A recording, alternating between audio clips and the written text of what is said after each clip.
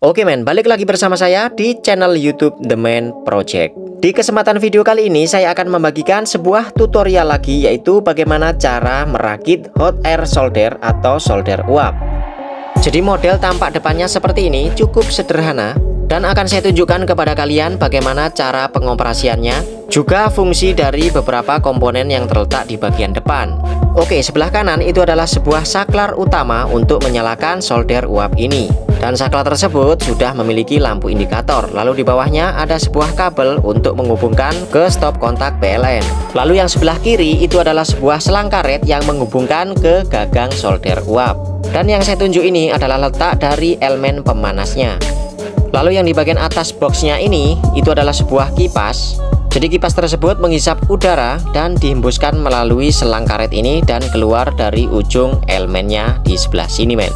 Kebetulan saya juga membeli 3 buah mata blower seperti ini.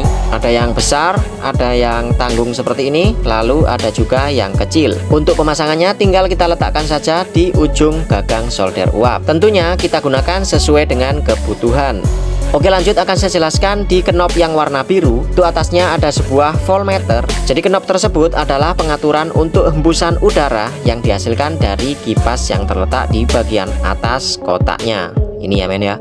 Ketika saya nyalakan akan keluar sebuah angka, dan angka tersebut adalah angka voltase. Tegangan terendah 3 volt DC dan tegangan tertinggi 12 volt DC. Pada intinya semakin rendah voltase yang kita gunakan akan semakin pelan hembusan angin. Sebaliknya semakin tinggi voltase yang kita gunakan, yaitu maksimal 12 volt atau 10 volt, akan semakin kencang hembusan angin dan kipas berputar dengan cepat. Jadi itu men ya, fungsi dari knob yang warna biru di sebelah kiri, yaitu knob untuk mengatur kecepatan angin atau kecepatan hembusan udara yang keluar dari ujung gagang solder uap. Lanjut knob warna merah di sebelah kanan, itu adalah pengaturan untuk pemanas elemen. Untuk menghidupkan elemen pemanasnya, kita pencet saja saklar on off yang terletak di bagian kanan, dan akan muncul sebuah angka juga. Angka tersebut adalah angka voltase yang dihasilkan dari tegangan PLN, yaitu voltase AC. Jadi ini adalah tegangan AC dari PLN, lalu yang biru itu adalah tegangan DC untuk menghidupkan kipas. Sedangkan knob yang warna merah itu adalah untuk pengaturan dari tingkat panasnya solder uap. Jadi minimal 80 volt dan maksimalnya di 220 volt. Oke, bisa kalian lihat ini adalah panas yang membara yang dihasilkan dari elemen solder yang terbakar. Kebetulan ini saya set di tegangan 220 volt. Ketika saya turunkan menjadi voltase yang paling rendah, elemen solder tersebut akan semakin tidak panas ya men, atau panasnya menurun. Meskipun di tegangan 80 volt untuk elemen solder ini akan tetap panas, namun tidak terlihat membara men untuk elemennya. Jadi pada intinya untuk pengaturan dari knob ini adalah untuk mengatur tingkat panas dari elemen solder uap. Semakin rendah voltase yang kita gunakan, semakin rendah juga untuk tingkat panasnya. Dan semakin besar voltase yang kita gunakan atau di maksimal 220 volt, solder ini akan panas sekali. Dengan cara seperti ini bisa kita atur sesuai dengan kebutuhan untuk tingkat panas dari elemen soldernya. Meskipun untuk gagang soldernya sudah panas, solder ini tidak akan berfungsi kalau pengaturan anginnya tidak kita nyalakan. Oke, jadi seperti ini untuk kecepatan angin bisa kita atur sendiri. Lalu untuk tingkat panas dari elemennya juga bisa kita atur, tentunya sesuai kebutuhan. Oke men, lanjut akan saya berikan beberapa contoh untuk fungsi dan kegunaan dari solder uap ini. Contoh pertama, ketika kita sedang bekerja dan kehilangan sebuah korek untuk sebatang, kita tidak perlu repot mencari korek dan bisa kita manfaatkan solder uap ini untuk menyalakan sebuah rokok. Tidak perlu waktu yang lama, ujung rokok ini sudah bisa terbakar.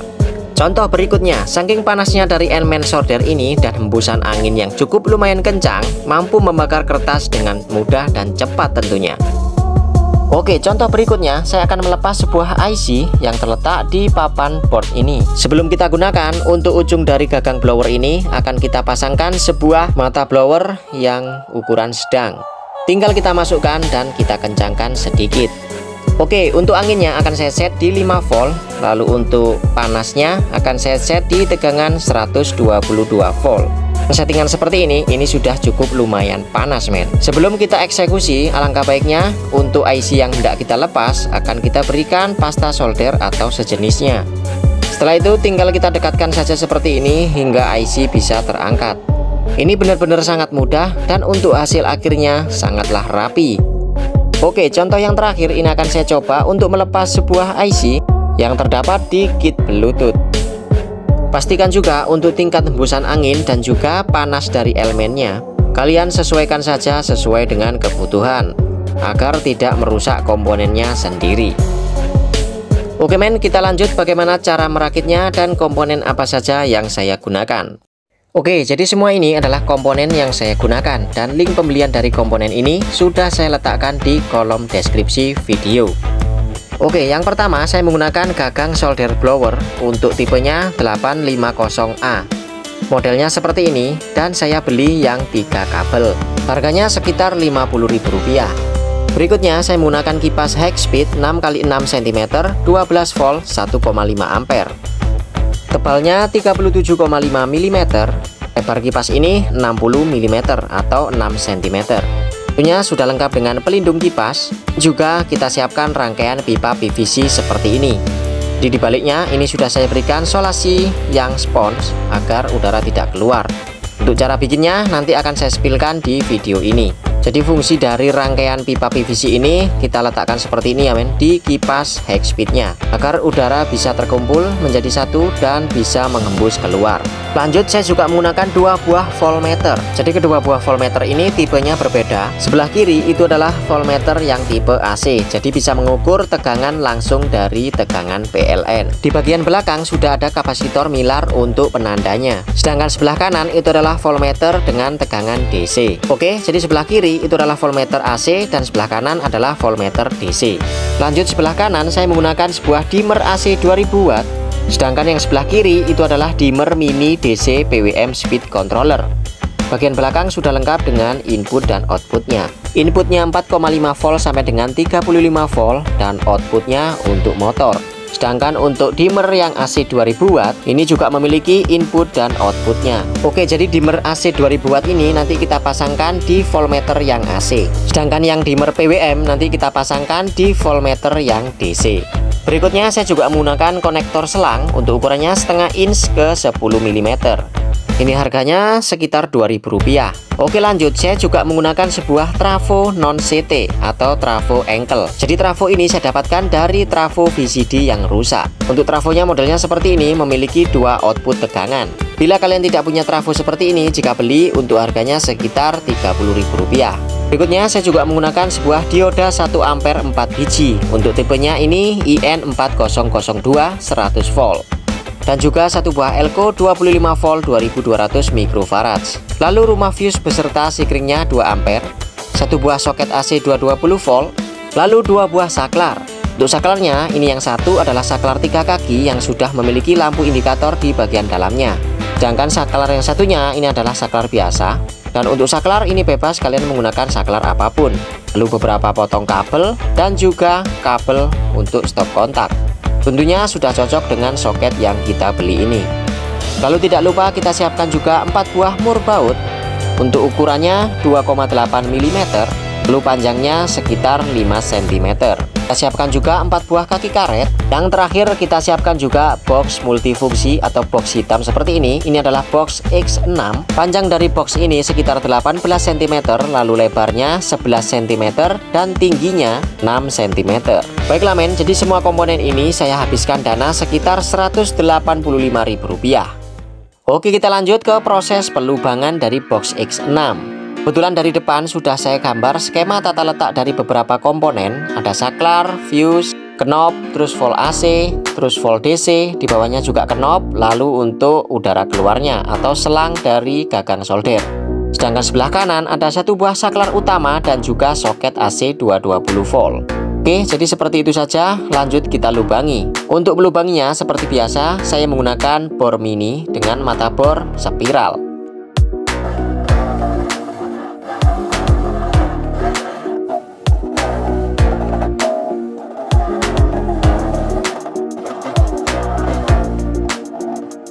Untuk membentuk pola yang kotak, saya menggunakan mata bor serbaguna. Jadi mata bor ini bisa untuk melubangi, membuat pola, dan sebagainya. Untuk link pembelian dari mata bor seperti ini sudah saya letakkan di kolom deskripsi video.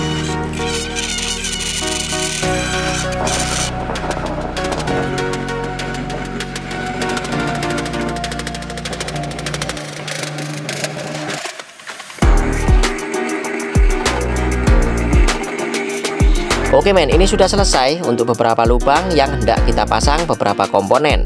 Sebelah kanan sudah, untuk yang atas pun juga sudah untuk tempat kipasnya.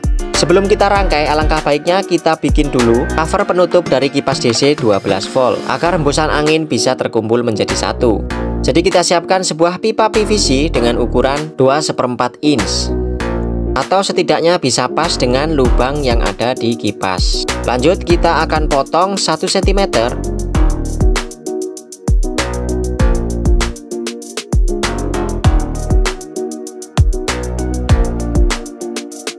Setelah terpotong seperti ini, kita siapkan juga lembaran pipa PVC yang sebelumnya sudah kita ukur dengan lebar 6x6 cm atau sesuai dengan lebar kipas. Setelah itu kita lem menggunakan lem super kuat di dunia antara pipa 1 cm dan juga lembaran pipa 6x6 cm. Tinggal kita kucurutkan saja seperti ini men, secara memutar, dan pastinya ini sudah merekat dengan kuat.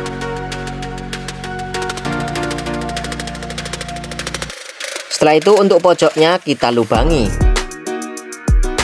untuk tempat pipa kecil sebagai output untuk udaranya. Lalu kita lubangi juga bagian bawahnya. Kebetulan saya menggunakan mata Holso dengan ukuran 50 mm.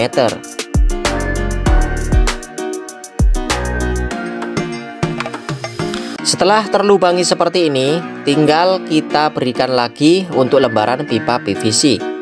Dan kita kucuruti menggunakan lem super kuat di dunia. Setelah kering, untuk ujungnya kita rapikan membentuk bulat seperti ini men, agar terlihat lebih rapi. Oke, jadi kurang lebih bentuknya seperti ini. Setelah selesai, bagian bawah sudah saya berikan double tip yang spon agar udara tidak bocor.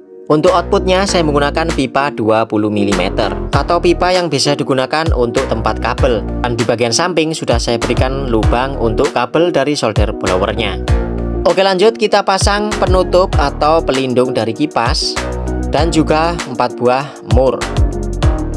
Setelah itu tinggal kita balik dan kipasnya kita pasang. Untuk letaknya seperti ini ya men, yang ada logonya itu menghadap ke bawah atau menghadap seperti ini. Lalu cover yang terbuat dari pipa PVC kita pasang. Tidak lupa untuk murnya kita pasang juga agar lebih kuat. Setelah itu tinggal kita obeng saja di bagian atasnya. Jika sudah selesai, bentuknya kurang lebih seperti ini. Untuk output anginnya juga sudah selesai. Lanjut kita pasang konektor selang. Lanjut kita pasang voltmeter yang AC sebelah kanan, lalu voltmeter yang DC sebelah kiri. Lalu saklar yang tidak ada lampu indikator kita pasang. Di bawahnya rumah fuse yang sudah ada sikringnya. Lanjut sebelah kanan kita pasang saklar yang sudah ada lampu indikator. Lalu di bawahnya soket AC 220 volt. Dan tidak lupa kita sekrup kanan dan kiri. Oke, jadi sementara bentuknya seperti ini. Lanjut kita akan solder di bagian input AC 220 volt. Kita berikan kabel warna hitam, lalu kita solder di kaki soket 220 volt menuju ke salah satu kaki saklar yang paling kanan. Setelah itu kita siapkan juga kabel warna merah dan kita sambung di salah satu soket AC 220 volt menuju ke salah satu kaki sikring. Setelah itu kita siapkan juga potongan kabel warna merah, kita solderkan di kaki saklar yang warna kuning dan kita solder di kaki sikring seperti ini.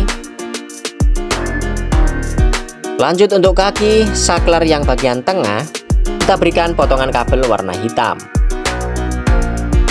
Lalu kabel warna merah kita solderkan di kaki saklar yang kuning.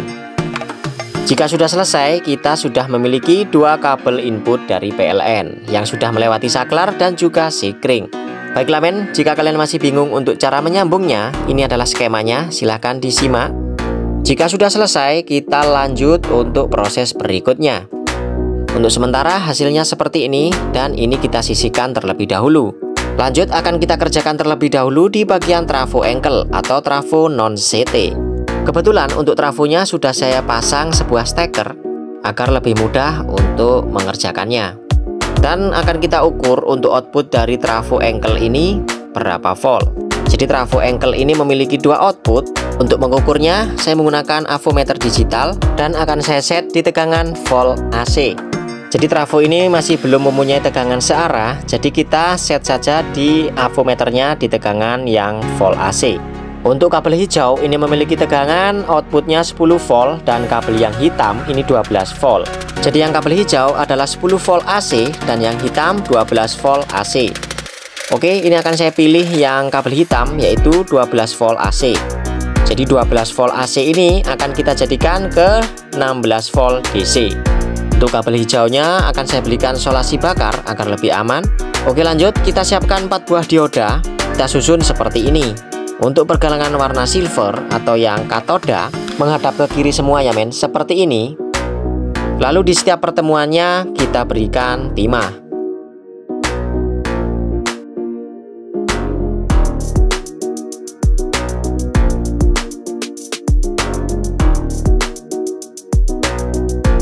Setelah selesai kita siapkan kapasitor dan kita sambungkan di bagian negatif dari rangkaian dioda ke negatif di bagian elko. Cara menyambungnya seperti ini dan jangan sampai terbalik men. Terbalik pastinya elko kalian akan meledak dan tegangan tidak keluar. Lalu di bagian tengah rangkaian dioda sambung kabel hitam yang dari trafo. Untuk letaknya bebas ya men, kita bolak-balik pun tidak masalah. Jika sudah seperti ini, untuk letak outputnya berada di kaki elko. Kaki elko yang negatif itu yang negatif dan yang positif juga yang positif.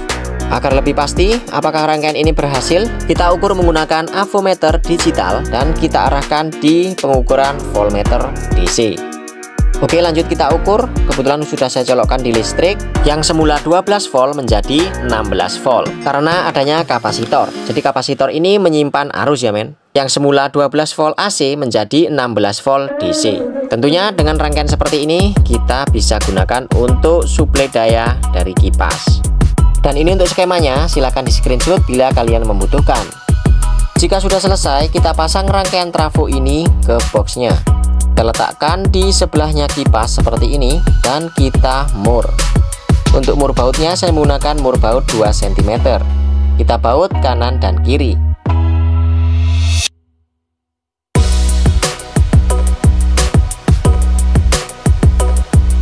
Lalu untuk rangkaian penyearah kita berikan lem terlebih dahulu dan kita rekatkan di sebelahnya trafo agar tidak goyang ke sana kemari men.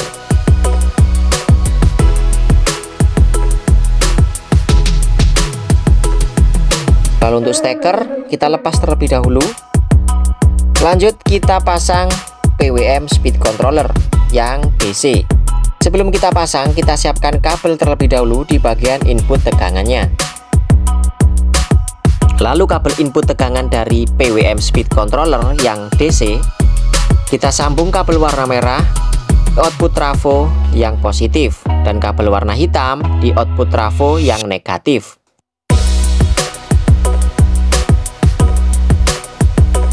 Jika sudah selesai, untuk outputnya ini akan kita sambung di kabel yang dari kipas dan juga voltmeter.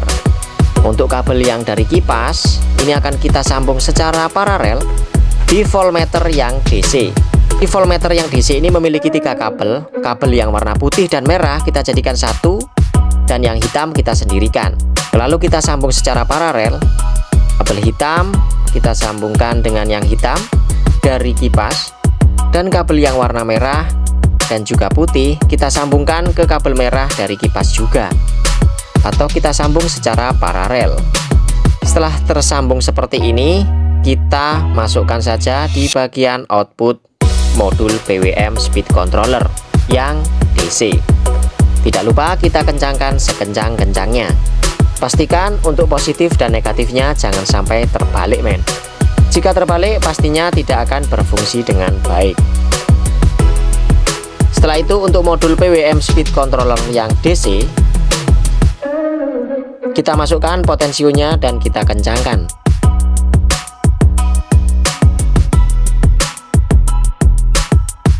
Lanjut untuk kabel tegangan 220 volt dari trafo Kita sambungkan saja secara paralel di bagian output saklar atau input dari tegangan 220 volt.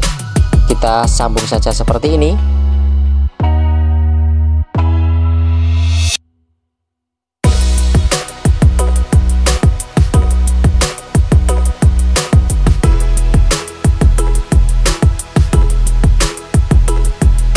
Oke, jadi ini sudah selesai untuk satu daya dari kipas.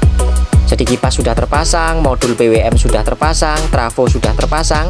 Tinggal kita kerjakan saja di modul dimmer AC 220 volt. Jadi modul dimmer AC nanti akan lewat saklar di depan ini ya men, agar bisa dimatikan dan dihidupkan untuk yang dimmer AC.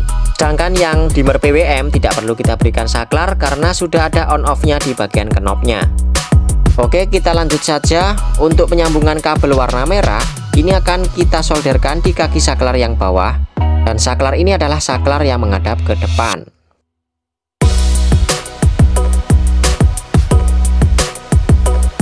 Jika sudah, kita berikan potongan kabel lagi warna merah dan kita solderkan di kaki saklar yang atas. Kebetulan saklar yang saya gunakan adalah saklar 3 kaki dan kita gunakan saja 2 kaki saja cukup men. Yang 1 kaki tidak perlu kita gunakan. Oke, jadinya seperti ini. Kedua kabel yang saya pegang ini nantinya akan masuk di bagian input modul dimmer yang AC.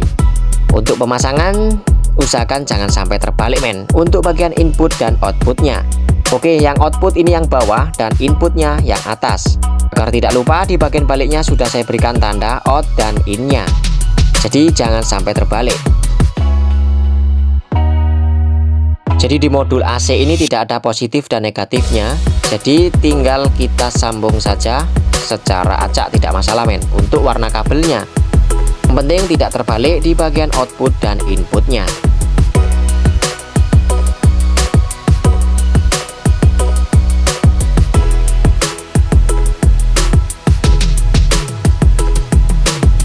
Jika sudah selesai di bagian inputnya, tinggal kita sambung di bagian outputnya.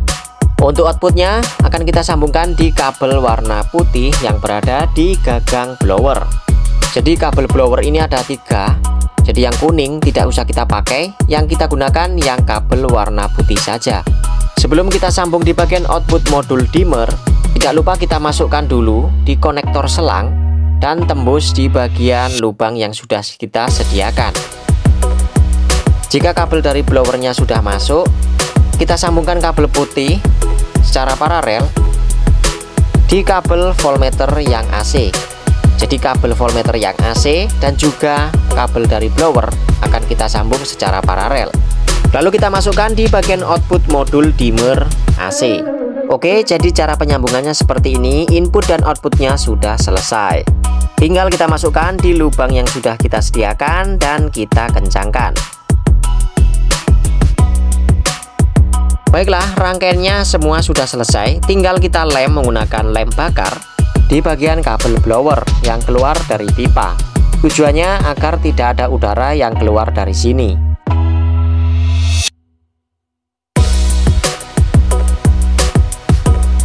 Baiklah men, jika kalian masih bingung, ini adalah skema lengkapnya. Silahkan di screenshot, siapa tahu kalian membutuhkan.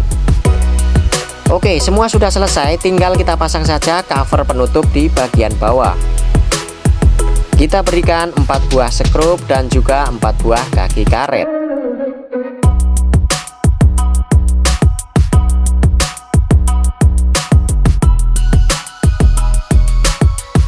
Lalu kita pasang knop warna merah di knop pengaturan dari panas solder uap. Lalu knop warna biru di pengaturan kecepatan hembusan angin. Oke, semua sudah selesai, tinggal siap kita gunakan.